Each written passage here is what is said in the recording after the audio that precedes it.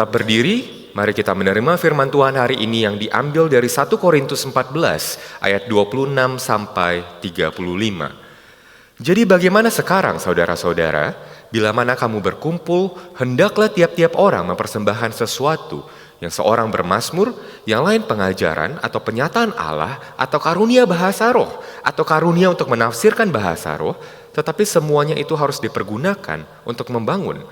Jika ada yang berkata-kata dengan bahasa roh, biarlah 2 atau sebanyak-banyaknya 3 orang, seorang demi seorang, dan harus ada seorang lain untuk menafsirkannya.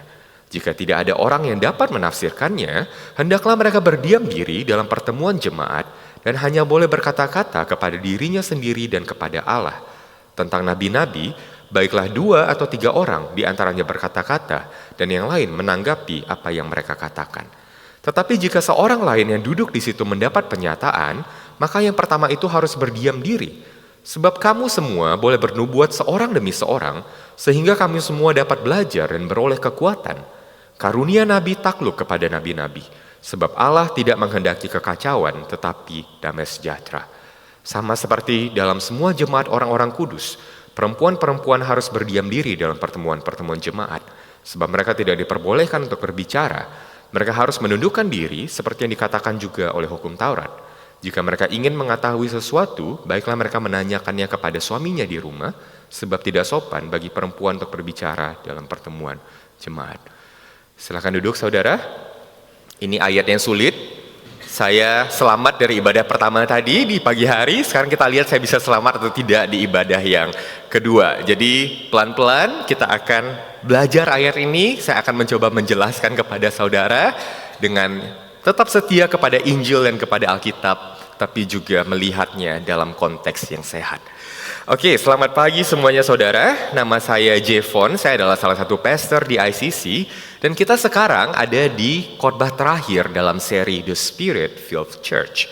Dari 1 Korintus 12 sampai 14. Sepanjang seri ini kita telah belajar bagaimana Allah memberi kita semua karunia.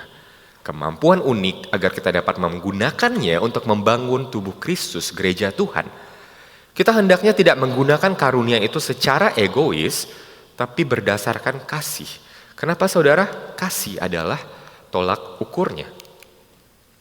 Oleh karena itu, ketika kita melihat ada yang kurang dalam karunia di gereja, kita seharusnya tidak hanya ingin melayani di bidang yang kita nyaman lakukan.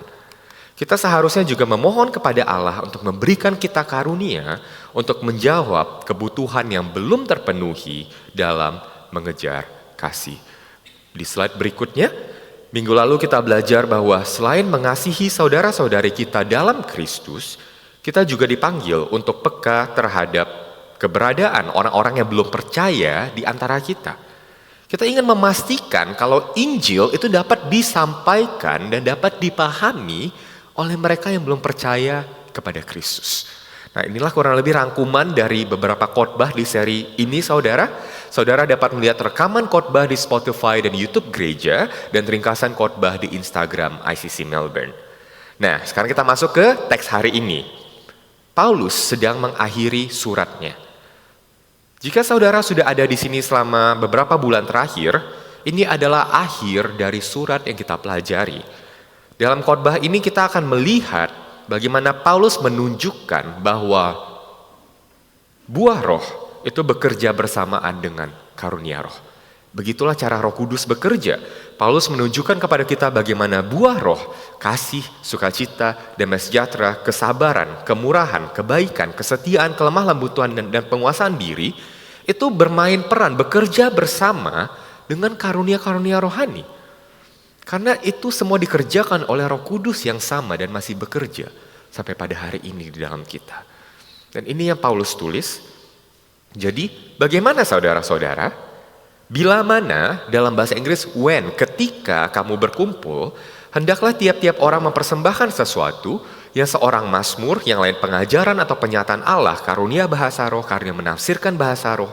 Tetapi semuanya itu harus dipergunakan untuk membangun. Saudara, Paulus berasumsi bahwa orang Kristen akan terus berkumpul. Bila mana ketika kamu berkumpul. Paulus tidak membubarkan mereka karena ini salah pakai karunia roh, saudara. Berkumpul bersama dalam konteks ibadah adalah apa yang orang-orang Kristen lakukan sejak semula, bahkan sampai sekarang 2000 tahun kemudian. Di dalam perkumpulan kita mendengar mazmur, ada pengajaran, ada penyataan Allah mengenai Kristus melalui kitab suci. Dan dengan melakukan itu kita semua saling membangun. Jadi setiap kali kita berkumpul di tempat ini di hari Minggu, kita mencapai sesuatu. Ini bukan cuma rutinitas, saudara. Ada alasan mengapa kita berkumpul di sini. Saudara, saya akan berhati-hati dalam mengatakan hal ini. Tapi saudara, kalau saudara tidak datang hari Minggu itu tidak dosa langsung loh saudara. Tidak serta-merta saudara dosa kalau saudara tidak datang di hari Minggu. Kenapa? Karena kebenaran kita tidak tergantung pada kesempurnaan absensi kita di gereja. Kebenaran kita tergantung pada karya Kristus yang sudah selesai di atas kayu salib. Namun, ada namunnya saudara. Jika kita menganggap enteng kehadiran di gereja, jika kita terus-menerus melewatkan hari Minggu, jika kita hanya memandang hari Minggu sebagai pilihan dan terus mengutamakan kepentingan-kepentingan yang lain, kita kehilangan kesempatan untuk membangun dan dibangun di dalam tubuh Kristus. Jika demikian cara kita memperlakukan gereja, mungkin kita tidak serius dalam mengasihi saudara-saudari di dalam Kristus, yang pada kenyataannya seharusnya kita lakukan. Dan terkadang saudara, cara kita mengasihi sesama itu bukan dengan menunjukkan karunia, tapi dengan hadir di hari Minggu. Mengambil bagian dalam kehidupan gereja, menunjukkan kepada orang-orang bahwa kita menganggap serius pertemuan gereja, kita meluangkan waktu untuk bersama dengan mereka. Itulah buah roh pada akhirnya. Bukan masalah ini dosa atau tidak, tapi ketika engkau punya buah roh dalam hatimu, engkau akan bertindak sesuai dengan apa yang Tuhan inginkan untuk mengasihi sesama. Dan ini penting saudara. Mengapa? Ketika kita melihat karya Roh Kudus itu lebih lengkap, lebih dalam, tiba-tiba perdebatan antara apakah karunia roh itu masih bekerja atau tidak, bukan lagi masalah. Apakah karunia roh itu masih ada atau tidak ada, tidak begitu penting, karena Roh Kudus yang sama masih bekerja hari ini di hati dan hidup setiap kita. Roh yang sama masih bekerja di dalam kita, dan apakah karunia itu masih ada atau tidak, itu menjadi tidak begitu penting, karena Roh Kudus yang sama masih bekerja, walaupun dalam bentuk yang berbeda-beda. Dan itulah yang akan kita lihat di teks kita hari ini. Pertama dari ayat 27 sampai 28, kita akan melihat bagaimana buah roh mengubah cara kita memandang ibadah, mengubah cara kita memandang penyembahan. Dari ayat 29 sampai 33, kita akan melihat bagaimana buah roh mengubah cara kita memandang otoritas di dalam gereja.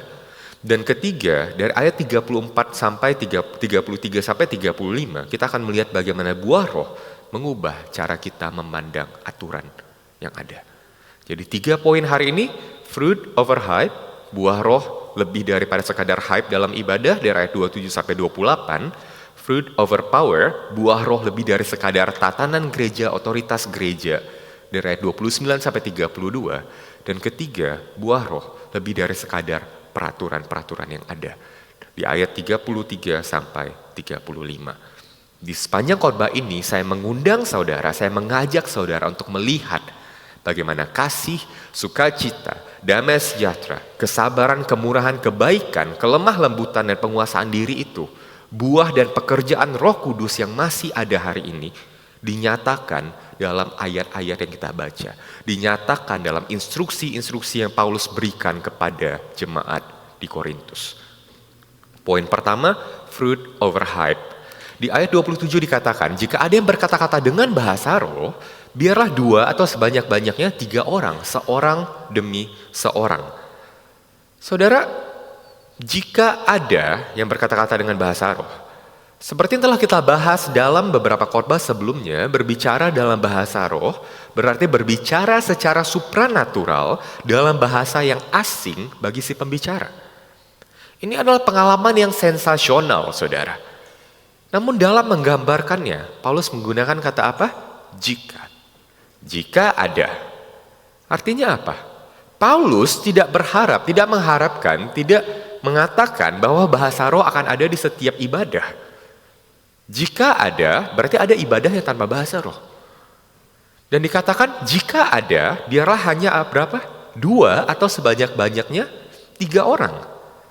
Kalaupun ada, Paulus mengatur dan membatasinya hanya 2 atau sebanyak-banyaknya 3 orang. Kenapa saudara?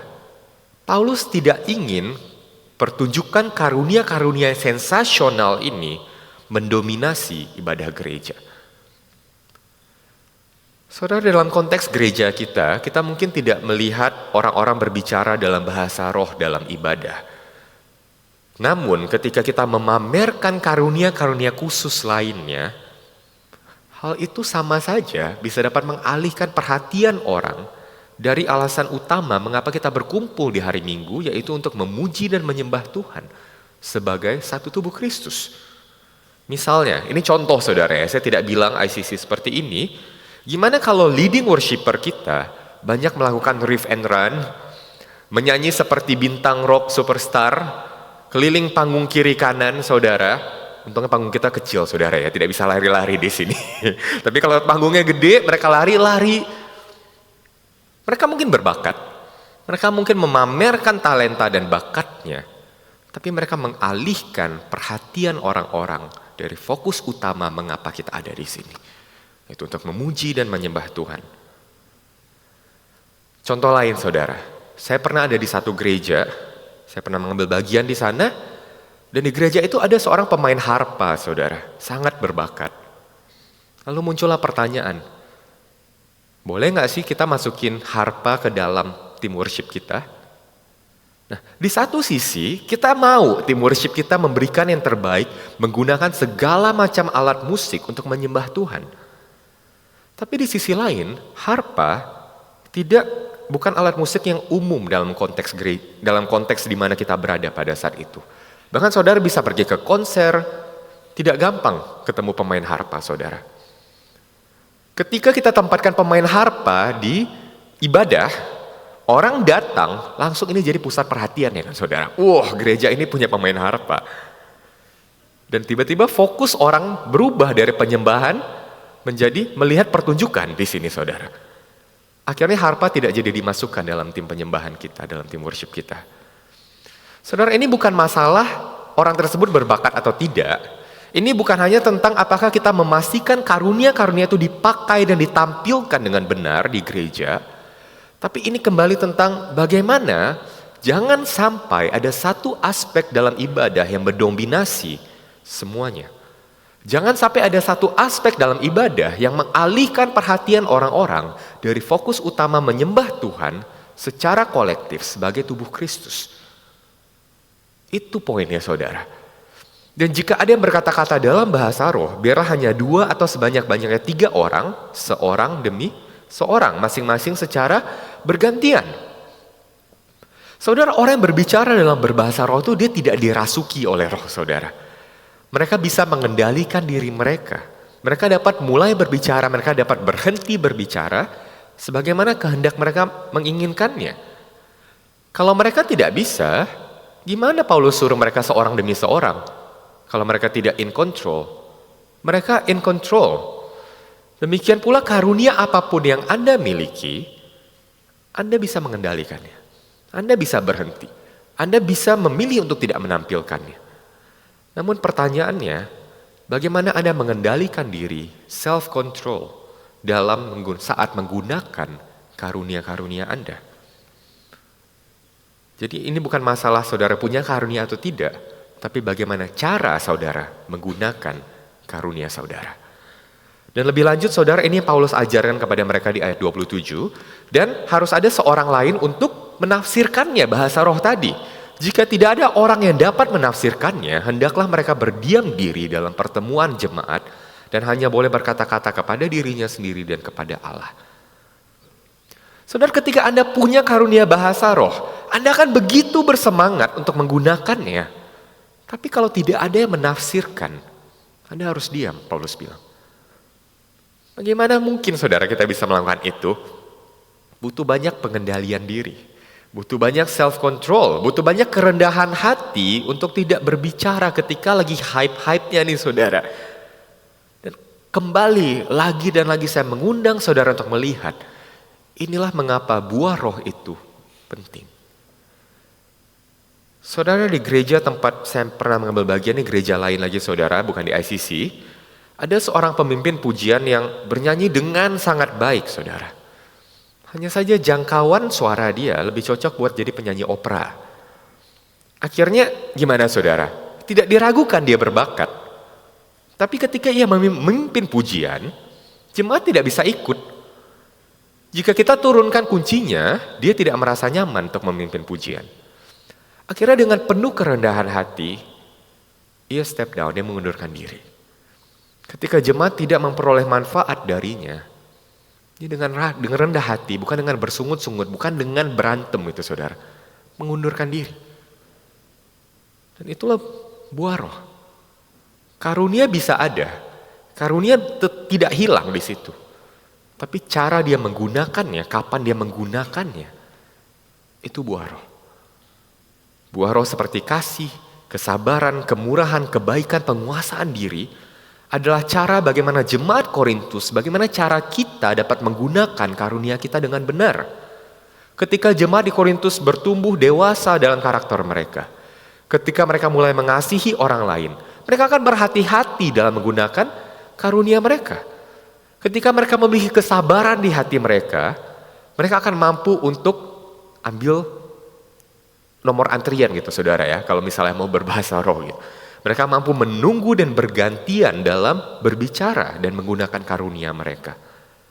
Ketika mereka memiliki kebaikan, kemurahan hati, mereka juga akan ingin orang-orang lain di gerejanya menunjukkan atau menggunakan karunia mereka juga. Mereka tidak akan mendominasi ibadah dan menunjukkan kepada orang-orang betapa berbakatnya mereka. Ketika karunia mereka tidak sesuai dengan konteks, mereka tidak keberatan untuk berdiam diri. Buah roh adalah bagaimana kita dapat menggunakan karunia kita dengan benar. Namun saudara, di luar pengendalian diri dan kesabaran, ada satu manifestasi buah roh yang saya rasa penting dalam konteks ini, yaitu sukacita. Mengapa saudara? Karunia-karunia yang sensasional seperti berbahasa roh itu menarik. Karunia itu mengobarkan semangat kita, membangkitkan energi orang jadi bersemangat karenanya saudara. Semua orang mau punya pengalaman yang sensasional. Tapi saudara, jika engkau punya sukacita dalam hatimu, jika ada sukacita sejati dari Tuhan, you don't need the hype. Anda nggak perlu disemangat-semangati untuk bisa ingin menyembah Tuhan. Ketika Anda memiliki sukacita yang sejati yang membuat hati Anda bernyanyi, Anda tidak perlu disemangati untuk bisa bergairah memuji Tuhan. Saudara, dalam kasus jemaat Korintus yang lantang dan gemerlap dengan karunia-karunia mereka, jika mereka memiliki sukacita sejati dari Tuhan dan tidak ada yang menafsirkan bahasa roh mereka, mereka tidak akan keberatan untuk berdiam diri, berkata-kata kepada diri mereka sendiri dan kepada Tuhan. Dalam konteks gereja kita mungkin ini bukan masalah bahasa roh, tapi apa yang Anda butuhkan agar Anda merasa bergairah memuji dan menyembah Tuhan di gereja. Jika Anda memiliki sukacita sejati, sukacita dari Tuhan, Anda tidak perlu dengar orang bahasa roh untuk bisa menyembah. Anda tidak perlu penampilan rockstar di panggung ini saudara. Anda tidak perlu efek lampu atau smoke machine. Anda tidak perlu visual yang dramatis dan atmosferik untuk membantu Anda menyembah Tuhan. Karena ada sukacita dalam hati Anda. Jika sukacita Tuhan sungguh ada dalam hati Anda tidak perlu distimulasi untuk bisa bergairah memuji dan menyembah Tuhan. Jika Anda perlu terus-menerus terstimulasi untuk menikmati penyembahan kepada Tuhan, mungkin sukacita Tuhan belum hidup dalam diri Anda. Saudara, saya tidak mengatakan kita akan mengabaikan kualitas dan mengabaikan pentingnya kontekstualisasi dalam suasana ibadah. Kita harus terus improve dalam berbagai hal. Kita bisa mungkin perbaiki sedikit panggung kita, lighting kita saudara. Tapi tujuannya bukan buat hype, bukan buat semangatin orang buat menyembah. Tujuannya adalah keindahan. Keindahan yang mencerminkan Allah, yang mengubah chaos into order, yang merancang bumi dan segala isinya dengan excellence, dengan detail, dengan ketelitian. Ketika kita mengelola suasana gereja kita dengan baik, kita mencerminkan karakter Allah. Cara kita menampilkan ibadah adalah bagian dari kita menyatakan kepada orang-orang siapa Allah yang kita sembah. Inilah poin pertama saudara, fruit over hype. Buah roh di atas sensasi-sensasi yang ada. Ketika Anda dewasa dalam buah roh, Anda dapat menggunakan karunia Anda dengan pengendalian diri.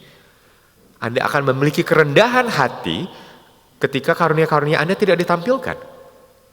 Lebih lanjut, ketika Anda memiliki sukacita, sukacita sejati di dalam Tuhan, Anda dapat beribadah dengan tertib. Karena sukacita yang mendorong Anda tidak datang dari luar, melainkan dari dalam, dari Roh Kudus yang tinggal di dalam Anda. Kita masuk ke poin yang kedua, fruit over power. Saudara, dalam ayat-ayat sebelumnya, Paulus mendorong jemaat Korintus, terutama dalam konteks ibadah gereja, untuk lebih memiliki karunia bernubuat daripada karunia bahasa roh. Mengapa saudara? Karena nubuat itu membangun gereja, nubuat itu mengajar, menasehati, nubuat itu menguatkan. Namun yang menarik, bahkan untuk karunia yang Paulus pilih, Paulus tetap mau ada order, ada ketertiban, ada hikmat, dan ada akuntabilitas. Di ayat 29 dikatakan tentang nabi-nabi, baiklah 2 atau 3 orang di antaranya berkata-kata dan yang lain menanggapi. Dalam bahasa Inggris menanggapi itu adalah weighing, menimbang saudara, menimbang apa yang mereka katakan. Saudara, ini penting. Pada abad pertama, doktrin-doktrin dasar kekristenan itu belum terkodifikasi dengan sempurna. Orang-orang masih menyelidiki perjanjian lama, mempelajari kitab suci dan ajaran Yesus dari para saksi. Mereka belum punya perjanjian baru seperti kita. Banyak orang tersesat karena ajaran yang menyimpang. Dan itulah sebabnya mengapa menimbang atau discernment, membedakan itu penting saudara. Dan jika mereka yang mengaku nabi itu terus bernubuat tanpa pertanggungjawaban atau tanpa ditelaah, berbahaya. Dan jika ada lebih dari 1 orang atau 2 orang yang bernubuat pada saat yang bersamaan, bagaimana apa yang mereka katakan dapat ditimbang? Itulah sebabnya mengapa order, ketertiban itu penting dalam gereja. Saudara, dalam konteks kita saat ini, kita mungkin tidak menyaksikan nubuat dalam arti langsung dan pewahyuan yang sama seperti di Korintus. Tetapi esensi dari nubuat tetap sama. Nubuatan adalah penyampaian kebenaran Allah terhadap umatnya. Nubuatan adalah penyampaian kebenaran Allah terhadap umatnya. Ini bisa terjadi dalam konteks khotbah, dalam konteks pengajaran, dalam konteks Bible study, dalam konteks memberi nasihat terhadap sesama. Dan semua ini harus ditimbang. Namun saudara, mari kita perhatikan ada beberapa kenyataan yang menyedihkan dalam gereja hari-hari ini. Di beberapa gereja, pendetanya bertindak seperti selebriti, saudara, seperti selebritas. Mereka berkarisma, dicintai, tidak ada yang merasa perlu menuntut pertanggungjawaban dari pendetanya. Dan semua yang pendetanya katakan itu dianggap benar. Yes, amin saja gitu saudara. Mereka mendewakan figur tertentu dalam gereja dan ini tidak alkitabiah. Paulus mengajak kita untuk mencermati dan menimbang setiap hal yang dikatakan siapapun yang mengatakannya dalam gereja. Di beberapa gereja lain, pendeta bertindak seperti diktator saudara. Semua yang mereka katakan jadi hukum Tuhan. Mempertanyakan pemimpin dianggap tidak tunduk dan memberontak. Ini juga bukan gambaran yang alkitabiah. Pendeta tidak seharusnya seperti itu.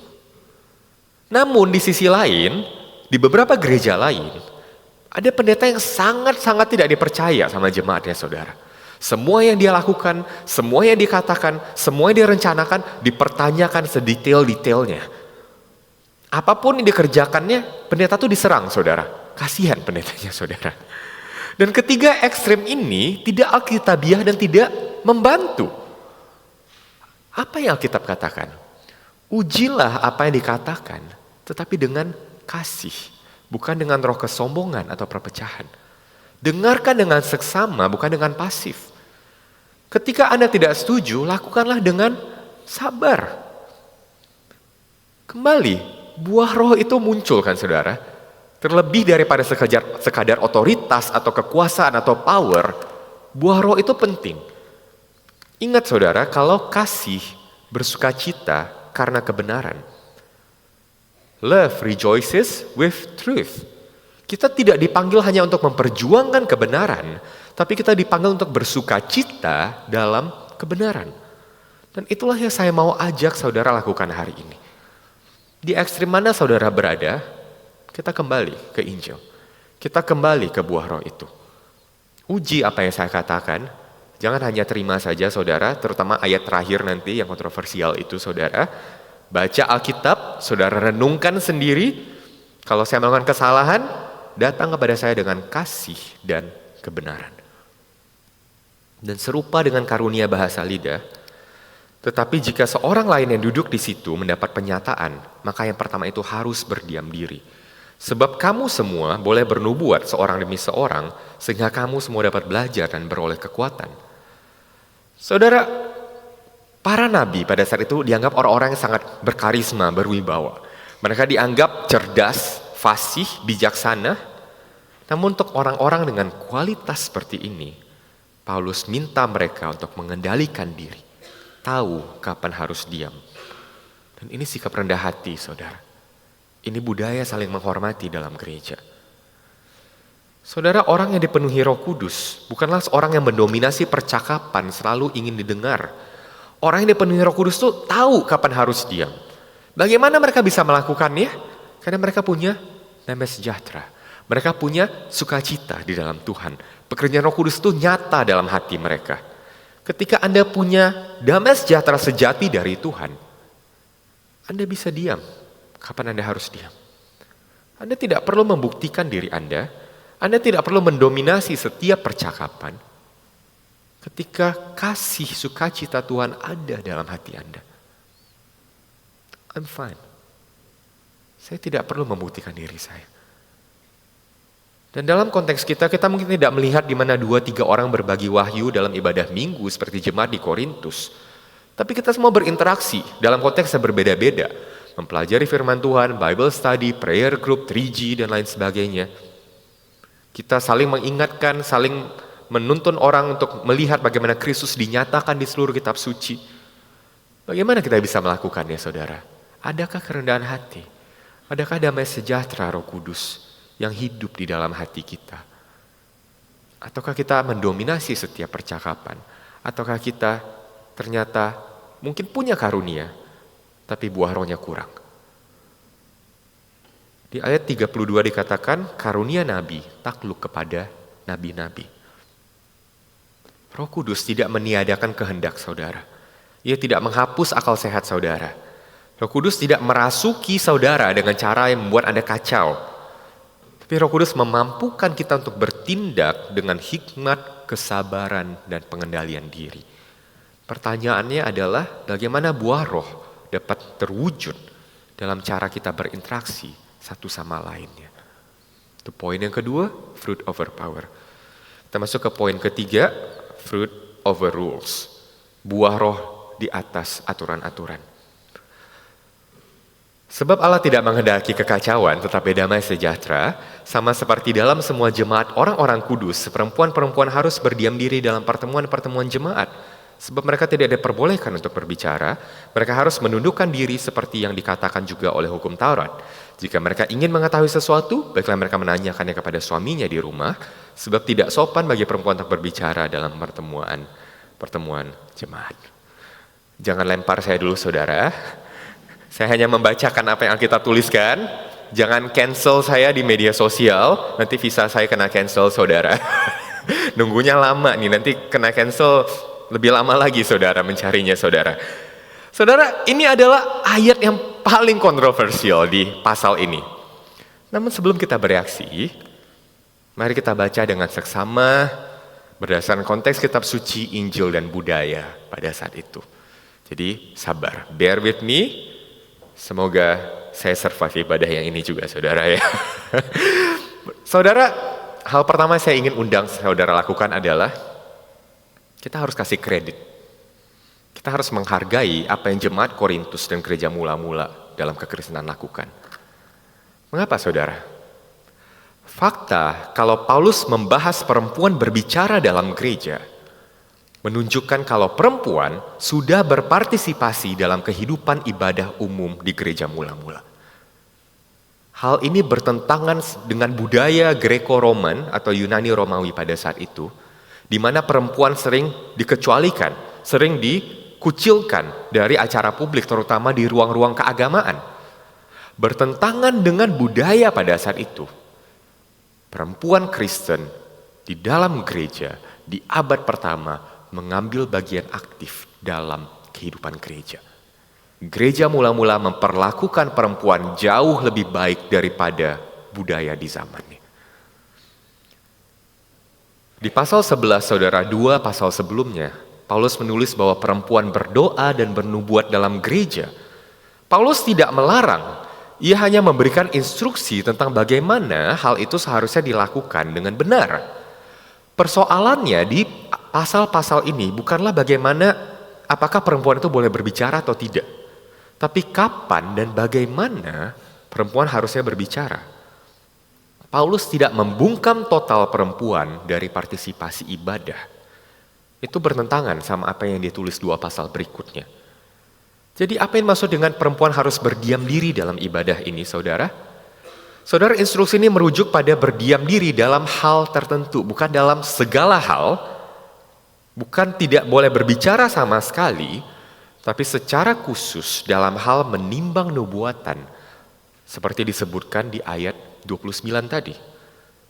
Dalam konteks ini, menimbang nubuatan merupakan tindakan formal dan otoritatif yang fungsinya mirip dengan fungsi penatua atau pendeta.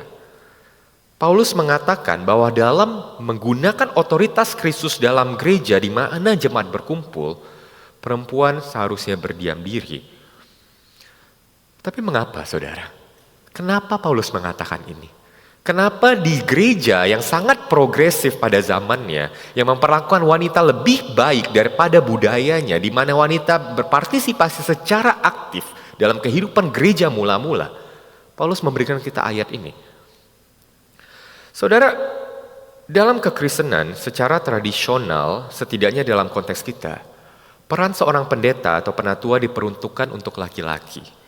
Alasannya bukan karena perempuan itu tidak bisa, bukan karena perempuan itu lebih rendah dari laki-laki. Tuhan menciptakan laki-laki dan perempuan sama-sama menurut gambar dan rupanya. Mereka setara dalam martabat dan nilai. Namun saudara, kita percaya bahwa Allah menciptakan kita masing-masing unik dan berbeda dalam peran dan rancangan. Mengapa demikian, saudara? Dalam kekristenan kita percaya Allah kita bukan Allah yang random. Allah memiliki alasan mengapa ia menciptakan gender. Mengapa ia menciptakan laki-laki dan perempuan. Allah mencintai keberagaman. Ketika Allah menciptakan Hawa, Allah tidak hanya menciptakan Adam yang lain kan, saudara. Ketika Tuhan menciptakan Hawa, Tuhan tidak hanya menciptakan Adam yang kedua. Ia menciptakan seorang yang serupa tetapi tidak sama. Artinya, perempuan punya keunikannya sendiri. Ketika kita mengikuti narasi budaya, hiperfeminisme, saya tidak mengatakan feminisme tapi hiperfeminisme, yang memaksa bahwa laki-laki dan perempuan harus sama, bukan setara saja, tapi sama, identikal dalam segala hal. Mereka bukannya mendukung wanita, mereka menghancurkan keunikan wanita. Sekali lagi, saudara, ketika kita menuntut kesamaan antara pria dan wanita, bukan kesetaraan, saudara, ya, kita percaya pria dan wanita itu setara, tapi kesamaan yang identikal dalam segala hal. Bukannya mendukung wanita, mereka menghancurkan keunikan wanita. Tuhan menciptakan Hawa sebagai sosok yang unik, yang berbeda dan tidak sama dengan Adam. Saya akan berikan 2 alasan penting bagaimana implikasinya dalam Alkitab. Pertama, dalam Alkitab, meskipun alam digambarkan Terutama sebagai sesosok laki-laki, saudara, seperti Allah Bapa, tapi Allah tidak punya gender. Penggambaran gender Allah ada hanya untuk membantu kita memahami karakter-karakternya Allah. Ketika gender maskulin di-ascribe kepada Allah, kita melihat bagaimana dia memimpin kita, dia menyediakan kebutuhan kita, dia membimbing kita. Namun ada juga sifat-sifat Allah yang digambarkan dengan secara feminin. Contohnya, Yesaya menggunakan gambaran Allah seperti perempuan yang sedang menahan sakit melahirkan, ketika dia menahan bagaimana orang-orang umat pilihannya memberontak kepada dia. Allah digambarkan sebagai seorang ibu yang melahirkan, menyayangi, dan tidak melupakan anaknya, sekalipun anaknya sudah memberontak terhadap dia. Allah digambarkan sebagai seorang ibu yang menghibur anaknya sedang berduka di Yesaya. Dalam Matius 23 ayat 37, Yesus berkata, "Berkali-kali aku rindu mengumpulkan anak-anakmu sama seperti induk ayam mengumpulkan anak-anak di bawah sayapnya." Induk ayam di sini dalam bahasa Inggris menggunakan hen atau ayam yang betina gitu, saudara. Sehingga karakter maskulin dan feminin dua-duanya dilakukan, diaplikasikan, diperlukan untuk menggambarkan gambaran Allah yang penuh. Dengan keunikan masing-masing, pria dan wanita bersama-sama mencerminkan gambar Allah yang lebih utuh. Itu yang pertama. Dan kedua, dalam Efesus 5 ayat 22-23 dikatakan, "Hai istri, tunduklah kepada suamimu seperti kepada Tuhan, karena suami adalah kepala istri sama seperti Kristus adalah kepala jemaat. Dialah yang menyelamatkan tubuh." Saudara, salah satu alasan mengapa Allah menciptakan gender adalah karena hubungan antara laki-laki dan perempuan, terutama dalam pernikahan, mencerminkan hubungan antara Kristus dan gerejanya. Gereja sering disebut sebagai mempelai Kristus, mempelai wanita Kristus. Itulah sebabnya peran kepemimpinan yang melayani, kepemimpinan yang berkorban, sebagaimana Yesus mengorbankan diri, memberikan dirinya untuk jemaat Tuhan, untuk gereja Tuhan, untuk mempelai wanitanya, itu diberikan kepada laki-laki. Dan perempuan atau gereja Tuhan dipanggil untuk berjalan bersama dalam kepemimpinan yang berkorban itu. Saudara, karena gender adalah ciptaan Allah dan alasan dibaliknya adalah untuk menggambarkan hubungan antara Kristus dan gereja, itulah kenapa pernikahan dianggap sakral. Itulah mengapa Allah membenci kekerasan dalam pernikahan. Allah membenci perceraian karena keduanya merusak gambaran hubungan antara Kristus dan mempelai wanitanya, yaitu gereja. Jadi ada teologi di balik gender. Itu bukan hanya konstruksi budaya, tapi itu adalah pemahaman teologis. Dan berangkat dari teologi ini, gereja perlu mencerminkan tatanan ini juga. Itulah mengapa Paulus secara konsisten mendasarkan ajaran tentang laki-laki dan perempuan pada penciptaan, bukan pada budaya. Paulus bukan seksis, tapi Paulus teologis, saudara. Ajakan Paulus untuk berdiam diri di sini adalah tetap menghormati rancangan Allah untuk ketertiban dan otoritas di gereja, bukan untuk menekan atau meniadakan karunia dan kecerdasan wanita. Dalam kerangka yang sehat, kita percaya bahwa pria dan wanita setara dalam nilai dan martabat, tapi melengkapi dalam peran, terutama dalam kepemimpinan gereja dan wewenang mengajar. Baik, saudara, itu peraturannya, itu aturannya, itu mandatnya, itu teologisnya. Tapi di luar aturan itu, bagaimana kita memperlakukan perempuan di dalam gereja? Bagaimana karunia roh, karya roh, buah roh itu membentuk cara kita juga memperlakukan wanita dalam gereja? Jika ada peraturan ini tapi tidak ada buah roh, kita akan jatuh dalam satu ekstrim yang bernama toksik patriarki. Membungkam wanita, mengabaikan suara mereka, merampas karunia mereka dari gereja. Ini adalah sebuah distorsi yang sangat parah dari apa yang dimaksudkan oleh Paulus dan oleh Injil. Yesus tidak bertindak dengan toksik patriarki, saudara. Yesus mendukung, menghargai wanita. Siapa saksi pertama kebangkitan Yesus waktu dia bangkit? Maria Magdalena, seorang wanita. Kepada siapa Yesus menyatakan dirinya sebagai Mesias pertama kali? Wanita di sumur, wanita Samaria, Yohanes 4, kepada seorang wanita. Berbeda dengan guru-guru di zamannya, rabi-rabi di zamannya, Yesus punya banyak murid-murid wanita. Yesus menyambut murid-murid perempuan untuk belajar bersama dengan dia. Yesus membela seorang wanita yang dituduh berzinah. Yesus menunjukkan belas kasihan dan kebenaran kepadanya. Dan gereja mula-mula juga melakukan hal ini. Menyambut wanita, perempuan sebagai mitra dalam pelayanan. Ada diaken wanita, ada nabiah wanita. Ikut bagian dalam pekerjaan Tuhan. Jadi walaupun ada aturan, ada peran dalam gereja. Termasuk dalam menjalankan otoritas seperti menilai nubuat. Namun karena ada karunia roh, aturan itu diikuti dengan penuh kasih. Dalam batasan-batasan itu, seorang perempuan dapat mengajar, berdoa, bernubuat, memuridkan, memimpin pelayanan, melayani, menasehati, menulis, berkontribusi secara bermakna dalam kehidupan gereja. Dan kita sebagai orang Kristen merayakan partisipasi penuh perempuan dalam kehidupan gereja.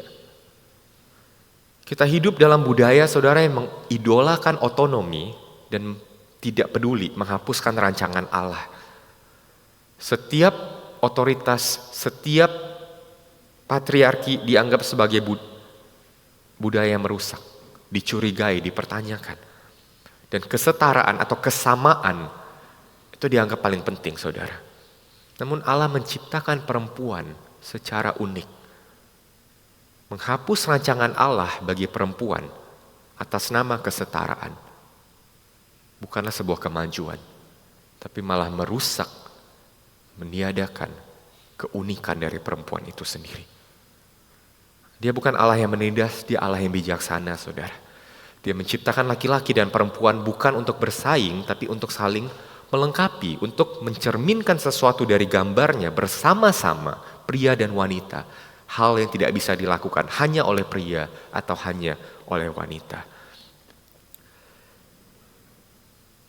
Saya tidak tahu saudara akan menilai saya sebagai feminis atau non-feminis, tapi ini firman Tuhan saudara, dan saya berusaha menjelaskan kepada saudara, tapi so far belum ada yang lempar sesuatu ke sahabat saya, belum ada yang meninggalkan ruangan ini, jadi ya puji Tuhan saudara ya. Saya harus berhati-hati waktu pulang nanti, saudara. Tapi kita akan tutup khotbah ini saudara dengan melihat kepada Yesus. Ratusan tahun sebelum kedatangan Yesus ke bumi, Nabi Yesaya menulis tentang dia.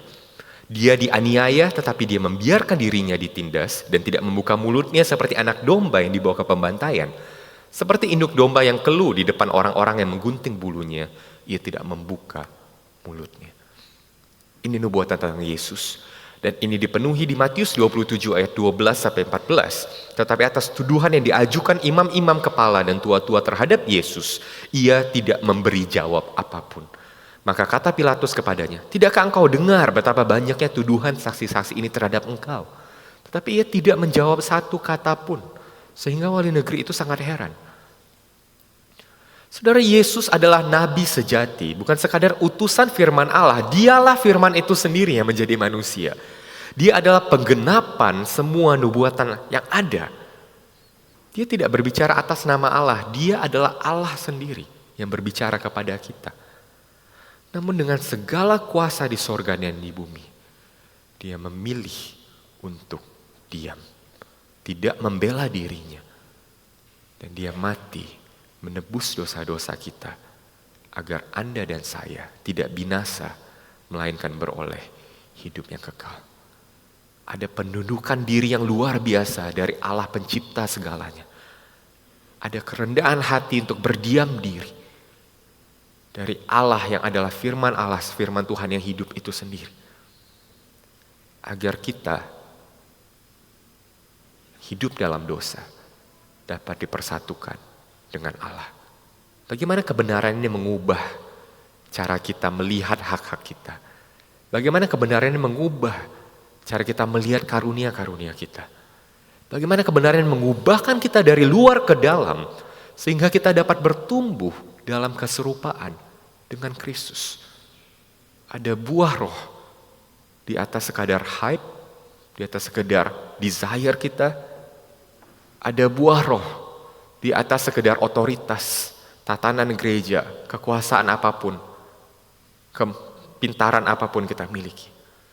Ada buah roh di atas setiap aturan, di atas setiap order yang ada dalam gereja, seperti antara pria dan wanita. Ketika buah roh, pekerjaan Roh Kudus itu nyata, kita bisa melihat ayat ini dengan cara yang memuliakan Tuhan. Berikut adalah beberapa reflection questions hari ini. Pertama adalah di slide berikutnya. Apakah Anda memiliki sukacita sejati dari Tuhan yang membuat hati Anda bernyanyi, bahkan tanpa hype duniawi? Apakah Anda memiliki kedamaian sejati dari Tuhan yang memberikan Anda kekuatan untuk tunduk dan berdiam diri ketika diperlukan? Dan ketiga, bagaimana dengan memandang pada Yesus, Anda menerima kekuatan untuk bertumbuh serupa dengannya? Mari kita berdoa. Bapa, kami memuji-Mu karena melalui pengorbanan